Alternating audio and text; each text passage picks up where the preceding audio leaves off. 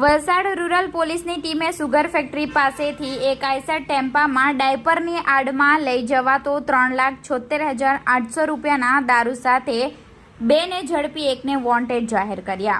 તારીખ 4 ઓક્ટોબર શુક્રવારના રોજ 2 કલાકની મળતી માહિતી મુજબ રૂરલ પોલીસની ટીમ પ્રોહિબિશન અંગે પોલીસ મથક હદ વિસ્તારમાં પેટ્રોલિંગ કરી રહી હતી, જે દરમિયાન ખાનગી રાહે બાતમી મળી હતી કે એક આઈસર ટેમ્પો નંબર GJ06BT9265 માં ડાયપરની આડમાં દારૂ ભરી સુરત તરફ જવાનો છે। જે બાતમીના આધારે રૂરલ પોલીસની ટીમે sugar factory national highway number 48 મુંબઈથી સુરત જતા માર્ગ ઉપર વોચ ગોઠવી ટેમ્પોને ઝડપી પાડ્યો હતો।